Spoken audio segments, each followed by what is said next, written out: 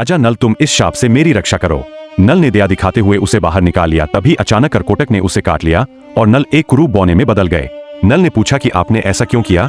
सांप ने उत्तर दिया कि मैंने यह आपकी भलाई के लिए किया है, ताकि कोई आपको पहचान न सके, जिससे आपको अपने मूल रूप में वापस लौटने की शक्ति मिलेगी। नल ने सोचा शायद इसमें कुछ सच्चाई है, जिसके बाद नल ने अयोध्या की ओर रुख किया। वहाँ राजा ऋतुपर्ण का राज्य था। नल ने अपना नाम बदलकर बाहुक रख लिया और राज दरबार में निवेदन किया कि मैं घोड़ों को हाँकने और उन्हें तरह तरह की चालें सिखाने का काम करता हूँ। रसोई बनाने में भी मैं बहुत चतुर हूँ। आप मेरी आजीविका निश्चित करके मुझे रख लीजिए। नल की सारी बात सुनकर राजा ऋतुपर्ण ने नल को सारथी का काम सौंप दिया। इसी तरह कई दिन बीत गए और ऋतुपर्ण के पास रहते हुए उन्हें कोई ना पहचान सका। वही जब राजा विदर्भ को यह समाचार मिला कि मेरे दामाद नल और पुत्री राजपाट विहीन होवन में चले गए और दमयंती चेदी राज्य में है, तो उन्होंने सुदेव ब्राह्मण को चेदी राज्य भेजकर दमयंती को घर वापस बुलाया। एक दिन दमयंती ने अपनी माता से कहा कि माँ, यदि आप मुझे जीवित रखना चाहती है तो आप मेरे पतिदेव को ढूंढवा दीजिए। रानी ने उनकी बात सुनकर नल को ढूंढवाने के लिए ब्राह्मणों को नियुक्त किया।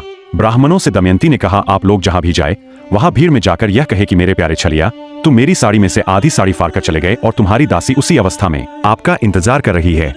ऐसी बात कहिएगा। बहुत दिनों के बाद एक ब्राह्मण वापस आया। उसने दमयंती से कहा, मैंने राजा ऋतुपर्ण के पास जाकर भरी सभा में आपकी बात दोहराई तो किसी ने कुछ जवाब नहीं दिया, लेकिन जब मैं चलने लगा तब बाहुक नाम के सारथी ने मुझे एकांत में बुलाया। उसके हाथ छोटे व शरीर कुरूप है। वह रोता हुआ मुझसे कहने लगा कि उच्च कुल की स्त्रियों के पति उन्हें छोड़ भी देते हैं तो भी वे अपने शील की रक्षा करती है। त्याग करने वाला पुरुष विपत्ति के कारण दुखी और अचेत हो रहा था, इसीलिए उस पर क्रोध करना उचित नहीं है। लेकिन वह उस समय बहुत परेशान था जब वह अपनी प्राण रक्षा के लिए जीविका चाह रहा था। तब पक्षी उसके वस्त्र लेकर उड़ गए। जब ब्राह्मण ने यह बात बताई तो दमयंती समझ गई कि वे राजा नल ही है। ब्राह्मण की बात सुनकर दमयंती की आंखों में आंसू भर आए। उसने अपनी माता को सारी बात बताई और कहा कि आप यह बात पिताजी से न कहे। दमयंती ने सुदेव से कहा कि ब्राह्मण देवता आप जल्द से जल्द अयोध्या नगरी पहुँचे और राजा ऋतुपर्ण से यह बात कहिए कि नल के जीने अथवा मरने का किसी को पता नहीं है। इसलिए दमयंती कल सूर्योदय पूर्व ही पतिवरण करेंगी। स्वयंवर की तिथि कल ही है, इसलिए यदि आप पहुंच सके तो वहां जाइए। दमयंती की बात सुनकर सुदेव अयोध्या गए और उन्होंने राजा ऋतुपर्ण से सब बातें कह दी। जिसके बाद ऋतुपर्ण ने बाहुक को बुलाया और जल्दी ही दमयंती के स्वयंवर में चलने को कहा। ऋतुपर्ण की बात सुनकर नल का कलेजा फटने लगा। उसने सोचा कि दमयंती ने दुखी और अचेत होकर ही ऐसा किया होगा। संभव है वह ऐसा करना न चाहती हो। राजा ऋतुपर्ण को रथ पर सवार कर नल विदर्भ के लिए निकल गए।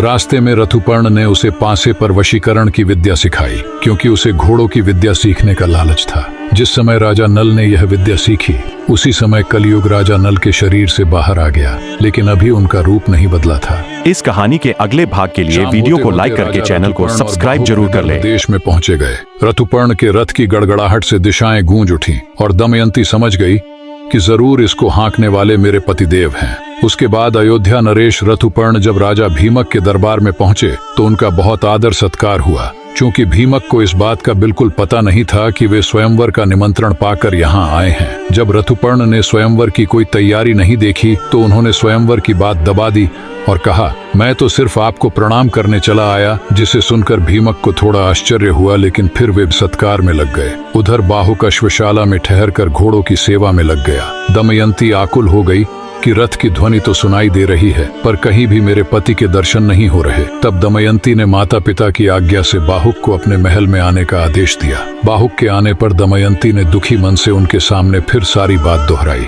जिसे देख नल से रहा नहीं गया और नल ने कहा, मैंने तुम्हें जानबूझकर नहीं छोड़ा। जिसे देख नल से रहा नहीं गया और नल ने कहा, मैंने तुम्हें जानबूझकर नहीं छोड़ा, नहीं जुआ खेला। यह सब कलयुग की करतूत है। दमयंती ने कहा कि मैंने कभी भी किसी परपुरुष का चिंतन नहीं किया। ऐसा अद्भुत दृश्य देखकर राजा नल ने कारकोटक नाग के दिए वस्त्र को अपने ऊपर ओढ़कर फिर असली रूप में आ गए और सबका आशीर्वाद लेकर दमयंती के साथ अपने राज्य पहुंचे और पुष्कर से फिर से जुआ खेलकर अपना सारा राज्य और धन प्राप्त कर लिया।